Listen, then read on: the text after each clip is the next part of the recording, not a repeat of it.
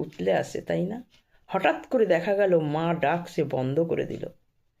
আর মা ডাকে না, তখন মা কি করবে বলেন তো? মায়ের অন্তরটা তখন কি হয় জানেন? মাই জানে। যে মা সন্তান থেকেও, সামনে থেকেও মা ডাকে না, নিয়ে যাব আপনাদেরকে আমার এক বৃদ্ধাশ্রমে। সেই মাদের দেখবেন, তাদের চোখের জল সব কিন্তু ভালো ঘরের।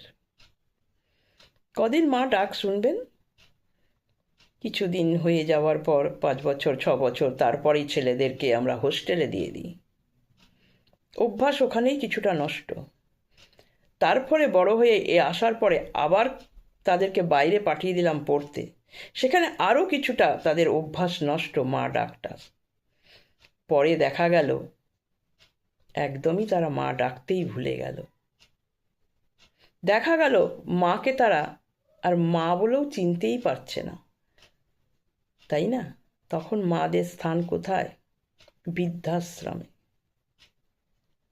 তাহলে সেই মা একদিন কত কষ্ট করে সেই সন্তানকে মানুষ করেছে, নিজে না খেয়ে তাদের খাবারের যোগান দিয়েছে। আজ সেই ছেলেকে ভালো জায়গায় পড়িয়েছে মাকে দেখবে বলে।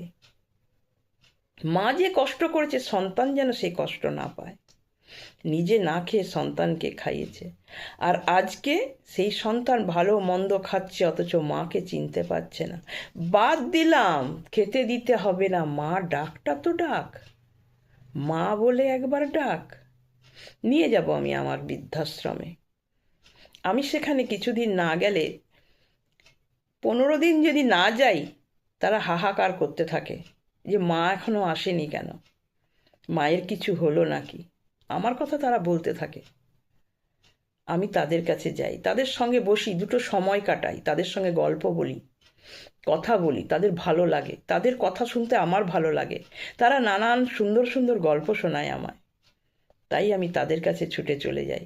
তাদের বুঝতে দিই না যে তাদের ছেলে নেই, কি হয়েছে, আমি আছি, কার কি লাগবে কি দরকার আমি আছি, এটাই বুঝাই তাদেরকে। তারা আবদার করে আমার কাছে, মা এটা খাবো, ঠিক আছে, সবার জন্য তাই রেডি করে নিয়ে যাই। নিয়ে যাব আমি আপনাদেরকে সেই বৃদ্ধাশ্রমে।